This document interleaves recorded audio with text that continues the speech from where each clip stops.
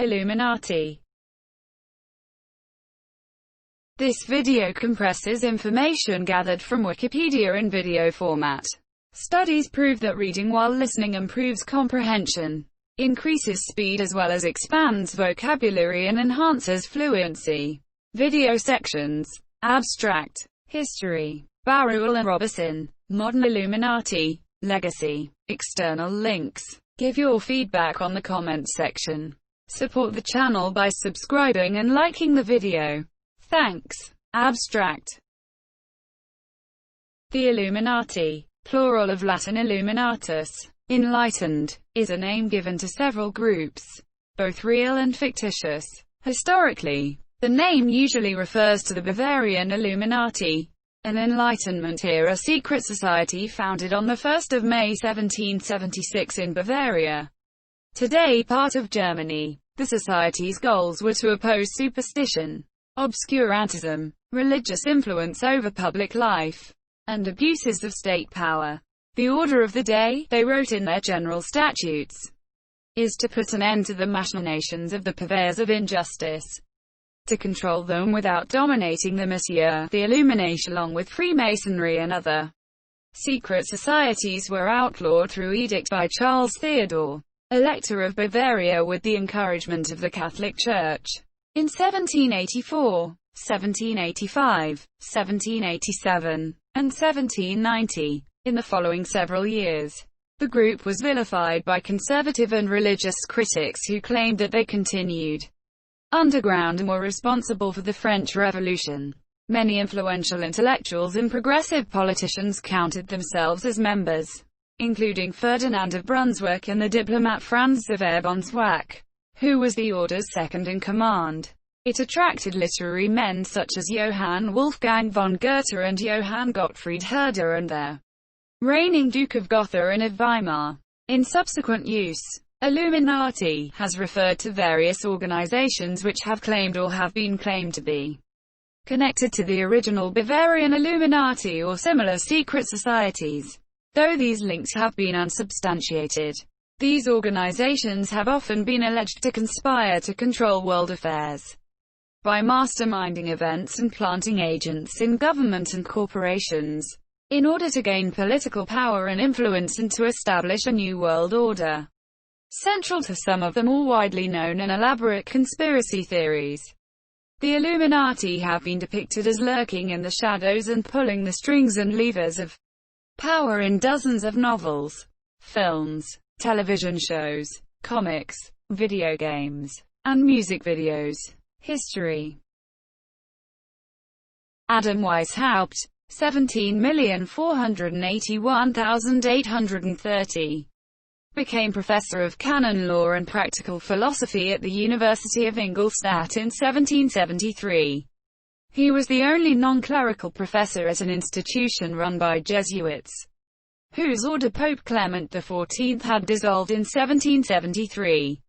The Jesuits of Ingolstadt, however, still retained the purse strings and some power at the university, which they continued to regard as their own. They made constant attempts to frustrate and discredit non-clerical staff, especially when course material contained anything they regarded as liberal Protestant. Weishaupt became deeply anti-clerical, resolving to spread the ideals of the Enlightenment, Aufklärung, through some sort of secret society of like-minded individuals.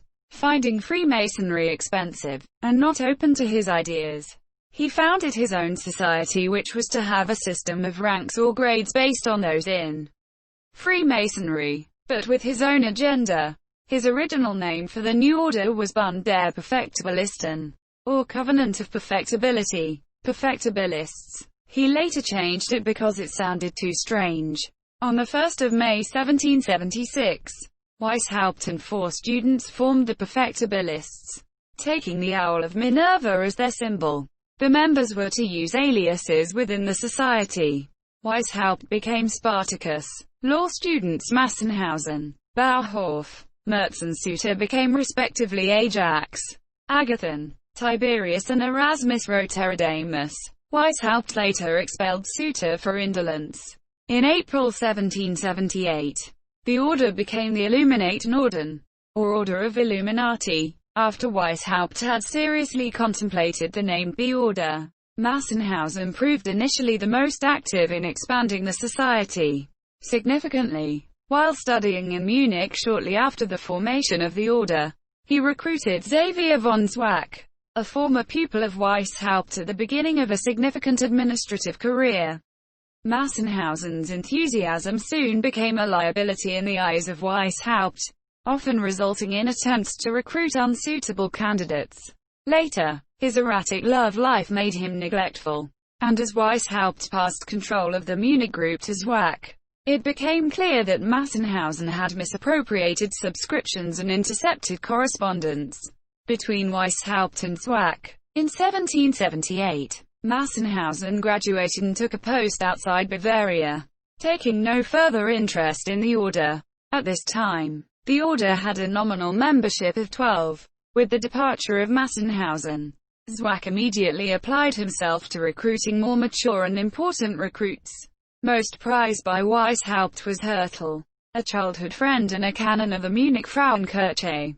By the end of summer 1778, the Order had 27 members, still counting Massenhausen, in 5 commands: Munich, Athens, Ingolstadt, Eleusis, Ravensburg, Sparta, Freysingen, Thebes, and Eichstätt, Erzurum. During this early period, the Order had 3 grades of novice, Minerval, and illuminated Minerval, of which only the Minerval grade involved a complicated ceremony.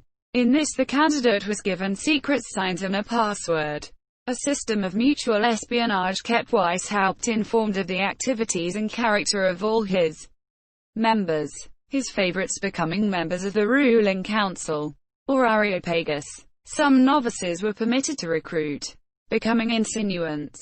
Christians of good character were actively sought, with Jews and pagans specifically excluded, along with women, monks, and members of other secret societies.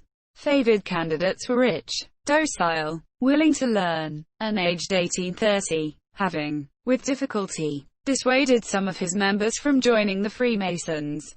Weishaupt decided to join the older order to acquire material to expand his own ritual. He was admitted to Lodge Prudence of the Rite of Strict Observance early in February 1777.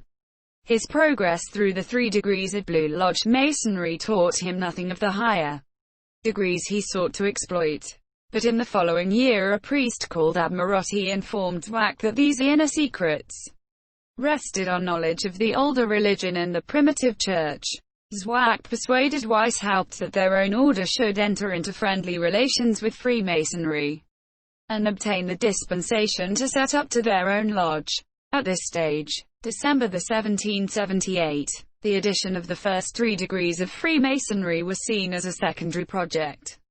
With little difficulty, a warrant was obtained from the Grand Lodge of Prussia called the Royal York for friendship, and the new lodge was called Theodore of the Good Counsel, with the intention of flattering Charles Theodore, Elector of Bavaria. It was founded in Munich on the 21st of March 1779, and quickly packed with Illuminati. The first master, a man called Redl, was persuaded to return home to Baden, and by July Weishaupt's order ran the lodge. The next step involved independence from their Grand Lodge, by establishing Masonic relations with the Union Lodge in Frankfurt, affiliated to the Premier Grand Lodge of England. Lodge Theodore became independently recognized, and able to declare its independence. As a new mother lodge, it could now spawn lodges of its own. The recruiting drive amongst the Frankfurt Masons also obtained the allegiance of Adolf Freiherr. Nig was recruited late in 1780 at a convention of the Rite of Strict Observance by Costanzo, Marchese di Costanzo, an infantry captain in the Bavarian army and a fellow Freemason. Nig, still in his 20s, had already reached the highest initiatory grades of his order, and had arrived with his own grand plans for its reform. Monsieur disappointed that his scheme found no support. Nig was immediately intrigued when Costanzo informed him that the order that he sought to create already existed. Nig and 3 of his friends expressed a strong interest in learning more of this order.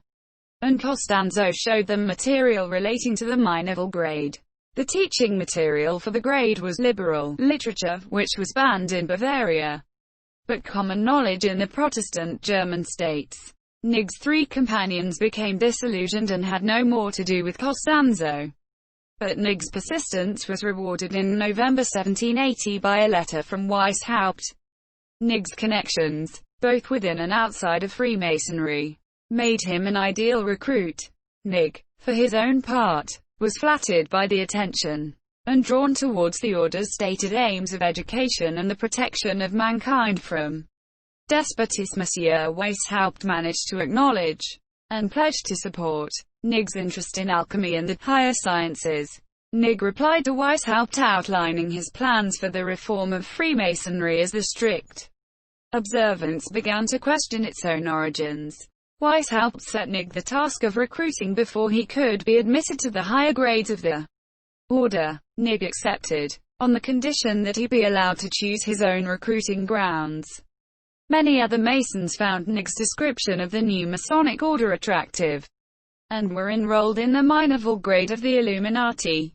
Knig appeared at this time to believe in the most serene superiors, which Weishaupt claimed to serve. His inability to articulate anything about the higher degrees of the order became increasingly embarrassing, but in delaying any help, Weishaupt gave him an extra task. Provided with material by Weishaupt, Knig now produced pamphlets outlining the activities of the outlaw Jesuits, purporting to show how they continued to thrive and recruit, especially in Bavaria. Meanwhile, Knig's inability to give his recruits any satisfactory response to questions regarding the higher grades was making his position untenable, and he wrote to Weishaupt to this effect.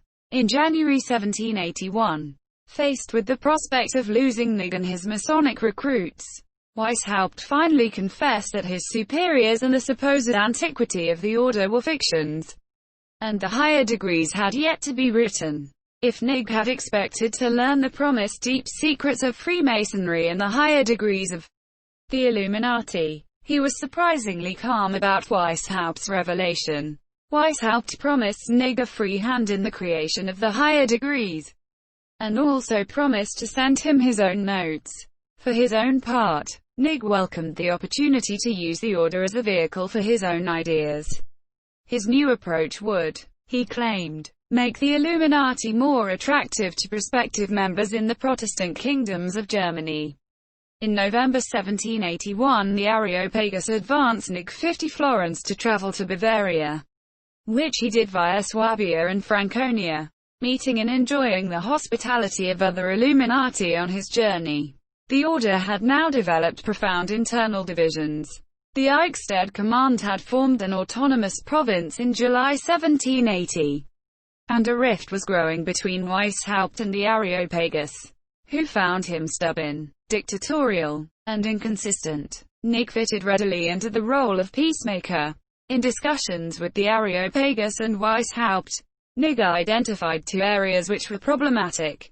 Weishaupt's emphasis on the recruitment of university students meant that senior positions in their order often had to be filled by young men with little practical experience. Secondly, the anti-Jesuit ethos of the order at its inception had become a general anti-religious sentiment, which Knig knew would be a problem in recruiting the senior Freemasons that the order now sought to attract. Knig felt keenly the stifling grip of conservative Catholicism in Bavaria, and understood the anti-religious feelings that this produced in the liberal Illuminati.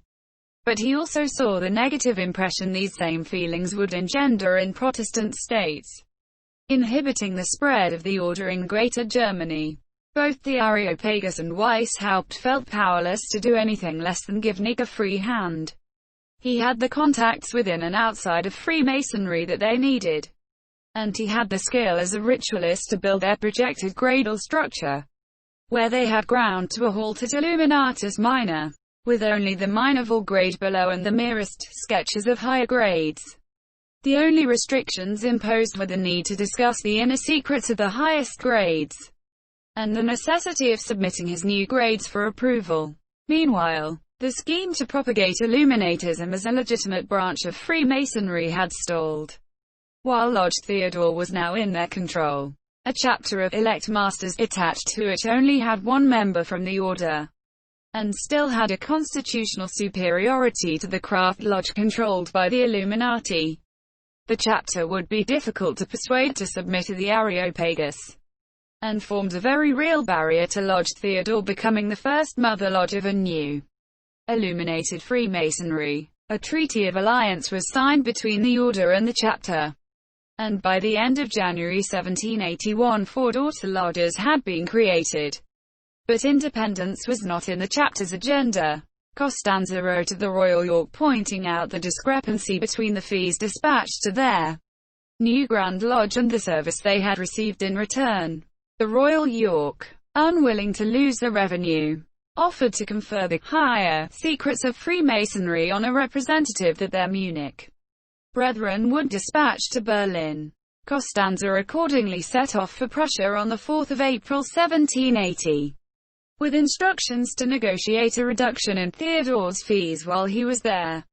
On the way, he managed to have an argument with a Frenchman on the subject of a lady with whom they were sharing a carriage. The Frenchman sent a message ahead to the king, sometime before they reached Berlin, denouncing Costanza as a spy. He was only freed from prison with the help of the Grand Master of Royal York, and was expelled from Prussia having accomplished nothing. Nigg's initial plan to obtain a constitution from London would, they realized, have been seen through by the chapter, until such time as they could take over other Masonic lodges that their chapter could not control. They were for the moment content to rewrite the 3 degrees for the lodges which they administered. On the 20th of January 1782 Nigg tabulated his new system of grades for the order. These were arranged in 3 classes. Nigg's recruitment from German Freemasonry was far from random-monsieur. He targeted the masters and wardens, the men who ran the lodges, and were often able to place the entire lodge at the disposal of the Illuminati. In Aachen, Baron de Witt, master of Constancy Lodge, caused every member to join the order. In this way, the order expanded rapidly in central and southern Germany, and obtained a foothold in Austria. Moving into the spring of 1782, the handful of students that had started the order had swelled to about 300 members, only 20 of the new recruits being students. In Munich, the first half of 1782 saw huge changes in the government of Lodge Theodore. In February, Weishaupt had offered to split the lodge, with the Illuminati going their own way and the chapter taking any remaining traditionalists into their own continuation of Theodore.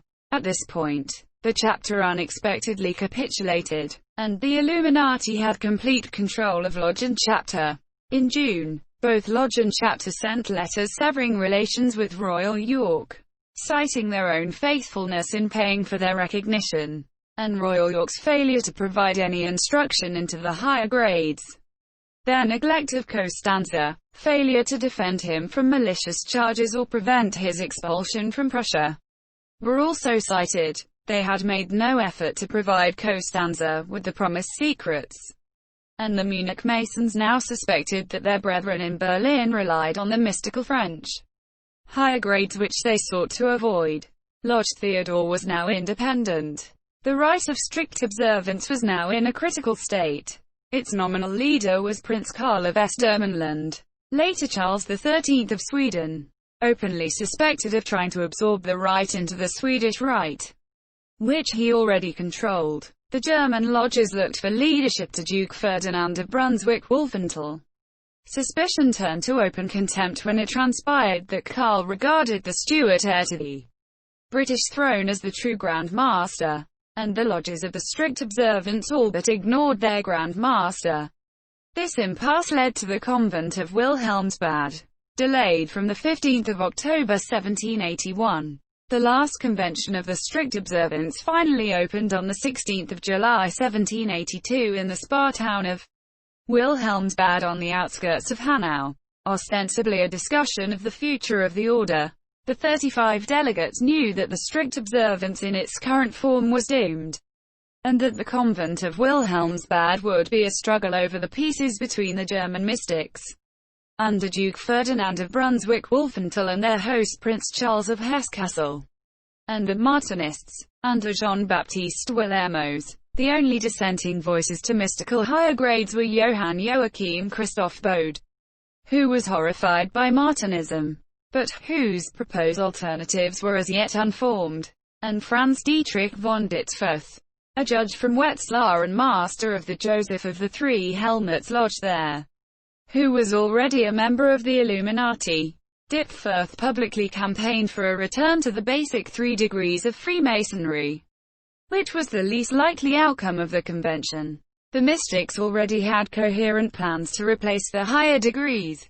The lack of a coherent alternative to the 2 strains of mysticism allowed the Illuminati to present themselves as a credible option.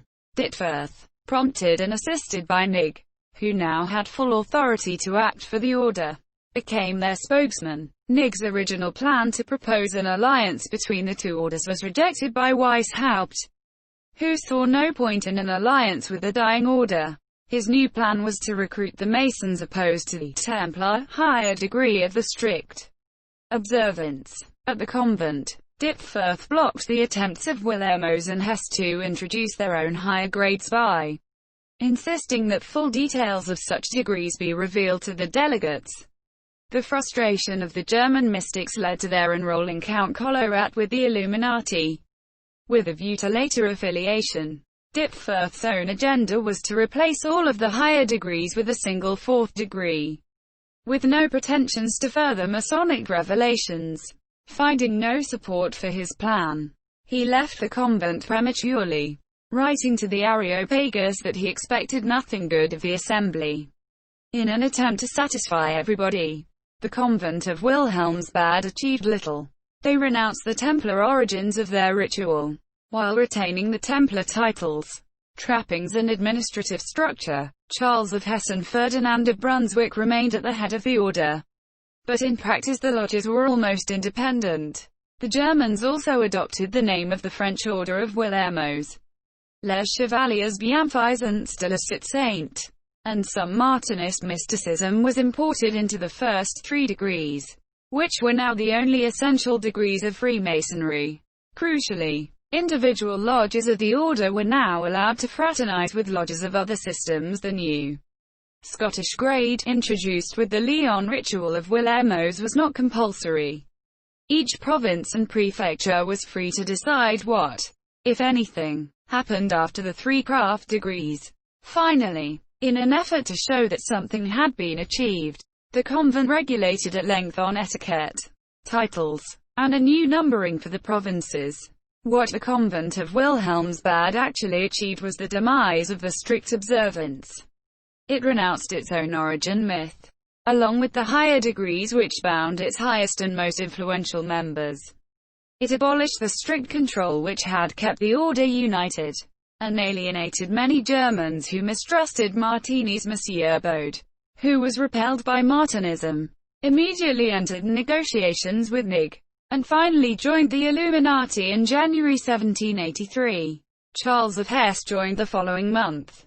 Nig's first efforts at an alliance with the intact German Grand Lodges failed, but Weishaupt persisted. He proposed a new federation where all of the German lodges would practice an agreed, unified system in the essential 3 degrees of Freemasonry, and be left to their own devices as to which, if any, system of higher degrees they wished to pursue.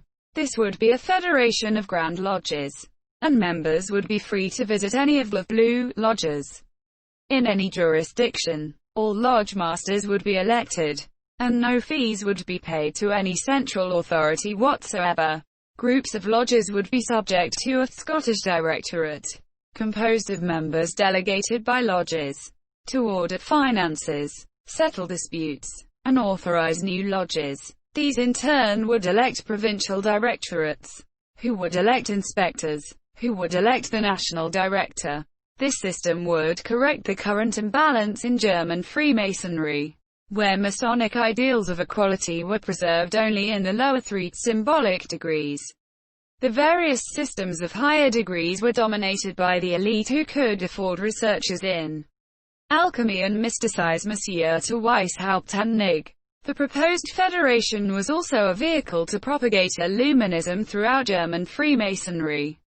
Their intention was to use their new federation, with its emphasis on the fundamental degrees, to remove all allegiance to strict observance, allowing the eclectic system of the Illuminati to take its place. The circular announcing the new federation outlined the faults of German Freemasonry. That unsuitable men with money were often admitted on the basis of their wealth.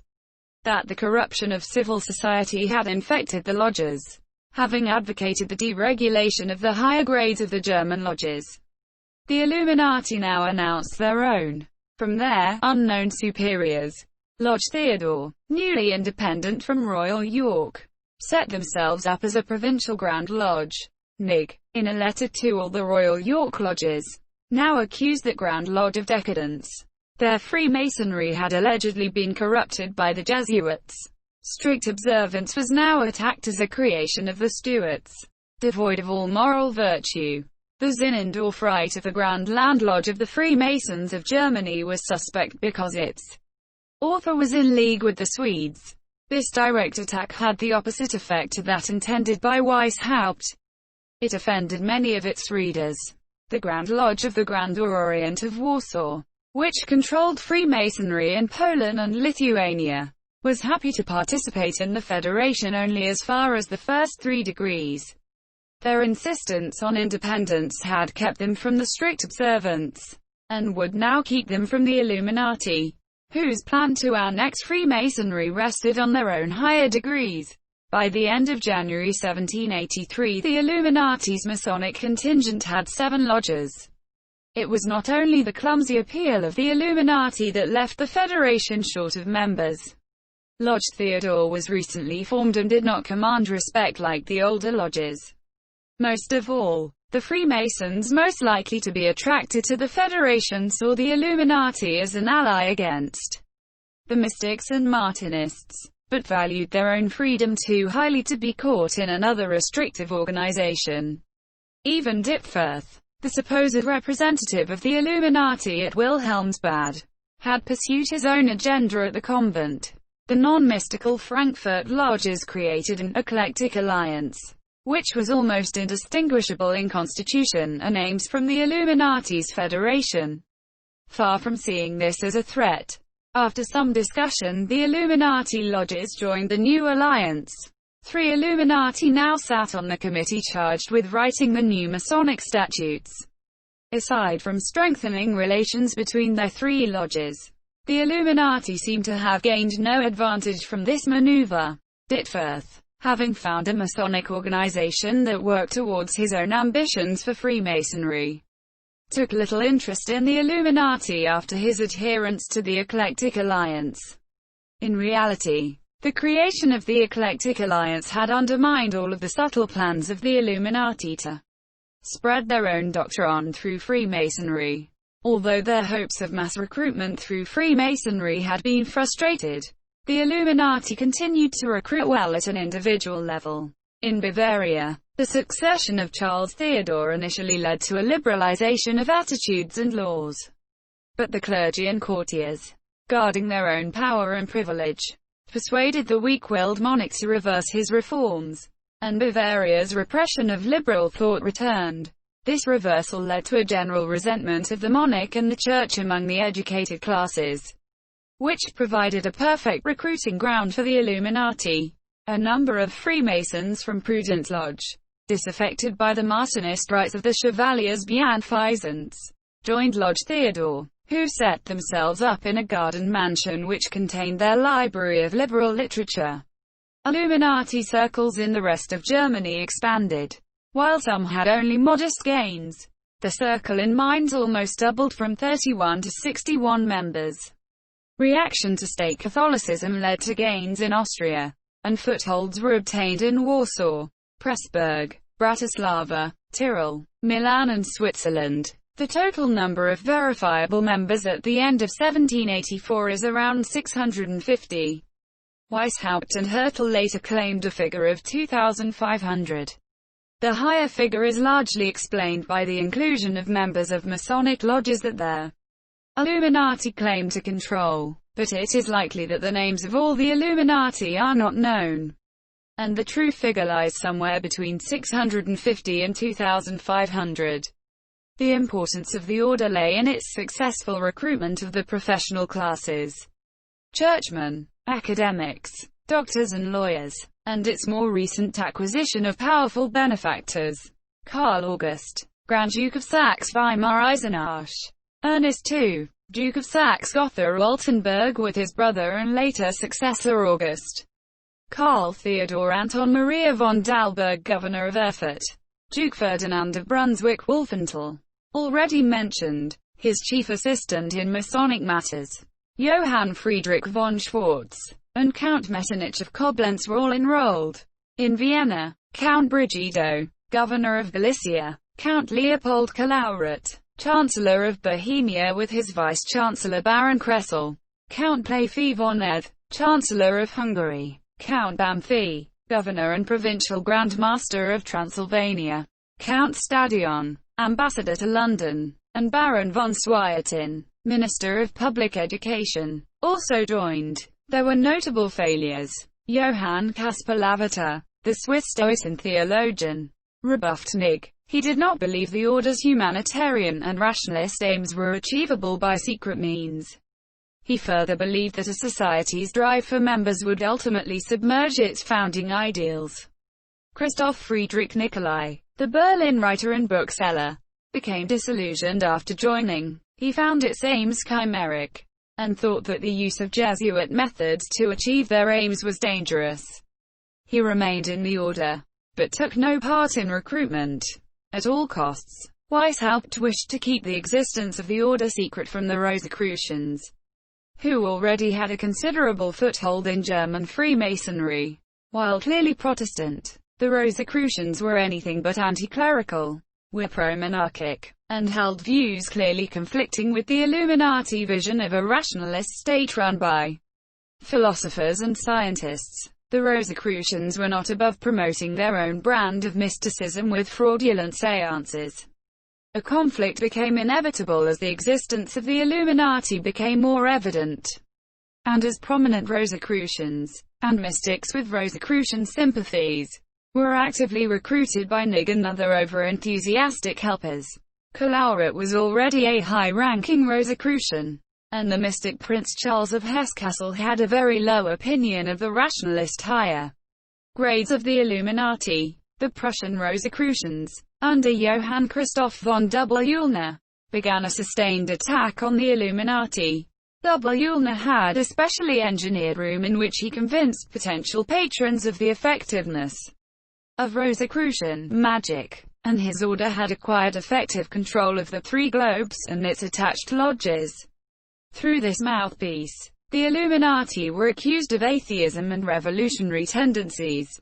In April 1783, Frederick the Great informed Charles of Hesse that the Berlin lodges had documents belonging to the Meinervols or Illuminati which contained appalling material, and asked if he had heard of the Monsieur. All Berlin Masons were now warned against the order, which was now accused of Socinianism, and of using the liberal writings of Voltaire and others, alongside a tolerance of Freemasonry, to undermine all religion. In November 1783, the Three Globes described the Illuminati as a Masonic sect which sought to undermine Christianity and turn Freemasonry into a political system. Monsieur, their final anathema, in November 1784, refused to recognize any Illuminati as Freemasons. In Austria, the Illuminati were blamed for anti-religious pamphlets that had recently appeared. The Rosicrucians spied on Joseph von Sonnenfels and other suspected Illuminati, and their campaign of denunciation within Freemasonry completely shut down Illuminati recruitment. In Tyrol, the Bavarian Illuminati, whose existence was already known to the Rosicrucians from an informant, were further betrayed by the reckless actions of Ferdinand Maria Baader, an Areopagite who now joined the Rosicrucians. Shortly after his admission, it was made known to his superiors that he was one of the Illuminati, and he was informed that he could not be a member of both organizations. His letter of resignation stated that the Rosicrucians did not possess secret knowledge, and ignored a truly illuminated, specifically identifying Lodge Theodore as an Illuminati lodge. As the Illuminati embraced Freemasonry and expanded outside Bavaria, the Council of the Areopagites was replaced by an ineffective Council of Provincials. The Areopagites, however, remained as powerful voices within the order, and began again to bicker with Weishaupt as soon as Nigg left Munich. Weishaupt responded by privately slandering his perceived enemies in letters to his perceived friends. More seriously, Weishaupt succeeded in alienating Nigg. Weishaupt had ceded considerable power to Nigg in deputizing him to write the ritual, power he now sought to regain. Nigg had elevated the order from a tiny anti-clerical club to a large organization, and felt that his work was under-acknowledged. Weishaupt's continuing anti-clericalism clashed with Nigg's mysticism, and recruitment of mystically inclined Freemasons was a cause of friction with Weishaupt and other senior Illuminati, such as Dittworth. Matters came to a head over the grade of priest. The consensus among many of the Illuminati was that the ritual was florid and ill-conceived, and the regalia puerile and expensive. Some refused to use it. Others edited it. Weishaupt demanded that Nigg rewrite the ritual. Nigg pointed out that it was already circulated, with Weishaupt's blessing, as ancient. This fell on deaf ears. Weishaupt now claimed to other Illuminati that the priest ritual was flawed because Nigg had invented it. Offended, Nigg now threatened to tell the world how much of the Illuminati ritual he had made up. Nigg's attempt to create a convention of the Areopagites proved fruitless, as most of them trusted him even less than they trusted Weishaupt. In July 1784, Nigg left the order by agreement, under which he returned all relevant papers, and Weishaupt published a retraction of all slanders against High Monsieur, enforcing Nigg out. Weishaupt deprived the order of its best theoretician, recruiter, and apologist. The final decline of the Illuminati was brought about by the indiscretions of their own Minervals in Bavaria, and especially in Munich. In spite of efforts by their superiors to curb loose talk, politically dangerous boasts of power and criticism of monarchy caused the secret order's existence to become common knowledge, along with the names of many important members. The presence of Illuminati in positions of power now led to some public disquiet.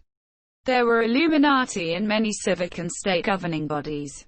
In spite of their small number, there were claims that success in a legal dispute depended on the litigants' standing with the order. The Illuminati were blamed for several anti-religious publications then appearing in Bavaria. Much of this criticism sprang from vindictiveness and jealousy, but it is clear that many Illuminati court officials gave preferential treatment to their brethren in Bavaria. The energy of their two members of the ecclesiastical council had one of them elected treasurer. Their opposition to Jesuits resulted in the banned order losing key academic and church positions. In Ingolstadt, the Jesuit heads of department were replaced by Illuminati. Alarmed, Charles Theodore and his government banned all secret societies including the Illuminati. A government edict dated 2 March 1785 seems to have been deathblow to the Illuminati in Bavaria. Weishaupt had fled, and documents and internal correspondence, seized in 1786 and 1787, were subsequently published by the government in 1787. Von Zwack's home was searched and much of the group's literature was disclosed. Barruel and Robison. Between 1797 and 1798, Augustin Barruel's memoirs illustrating the history of Jacobinism and John Robison's proofs of a conspiracy publicized the theory that the Illuminati had survived and represented an ongoing international conspiracy. This included the claim that it was behind the French Revolution. Both books proved to be very popular, spurring reprints and paraphrases by others. A prime example of this is Proofs of the Real Existence, and Dangerous Tendency of Illuminism by Reverend Seth Payson, published in 1802. Some of the response to this was critical. For example, Jean-Joseph Mounier on the influence attributed to philosophers, Freemasons, and to the Illuminati on the Revolution of France. The works of Robison and Barruel made their way to the United States and across New England. The Rev. Jedediah Morse, an Orthodox Congregational minister and geographer, was among those who delivered sermons against the Illuminati. In fact, one of the first accounts of the Illuminati to be printed in the United States was Jedediah Morse's Fast Day Sermon of the 9th of May 1798. Morse had been alerted to the publication in Europe of Robison's proofs of a conspiracy by a letter from the Rev. John Erskine of Edinburgh, and he read proofs shortly after copies published in Europe arrived by ship in March of that year. Other anti-Illuminati writers, such as Timothy Dwight, soon followed in their condemnation of the imagined group of conspirators. Printed sermons were followed by newspaper accounts, and these figured in the partisan political discourse leading up to the 1800 U.S. presidential election. The subsequent panic also contributed to the development of Gothic literature in the United States. At least two novels from the period make reference to the crisis. Ormond, or The Secret Witness, 1799, and Julia, and the Illuminated Baron, 1800. Some scholars, moreover, have linked the panic over the alleged Illuminati conspiracy to fears about immigration from the Caribbean and about potential slave rebellions. Concern died down in the first decade of the 1800s, although it revived from time to time in the anti-Masonic movement of the 1820s and 30s. Modern Illuminati. Several recent and present-day fraternal organizations claim to be descended from the original Bavarian Illuminati and openly use the name Illuminati. Some of these groups use a variation on the name, the Illuminati Order, in the name of their own organizations, while others, such as the Ordo Templi Orientis, have Illuminati as a level within their organization's hierarchy. However, there is no evidence that these present-day groups have any real connection to the historic order. They have not amassed significant political power or influence, and most, rather than trying to remain secret, promote unsubstantiated links to the Bavarian Illuminati as a means of attracting membership. Legacy. The Illuminati did not survive their suppression in Bavaria. Their further mischief and plottings in the work of Barruel and Robison must be thus considered as the invention of the writers. Conspiracy theorists and writers such as Mark Dice have argued that the Illuminati have survived to this day. Many conspiracy theories propose that world events are being controlled and manipulated by a secret society calling itself the Illuminati. Conspiracy theorists have claimed that many notable people were or are members of the Illuminati. Presidents of the United States are a common target for such claims. Other theorists contend that a variety of historical events were orchestrated by the Illuminati. From the French Revolution, the Battle of Waterloo and the assassination of U.S. President John F. Kennedy, to an alleged communist plot to hasten the New World Order by infiltrating the Hollywood film industry.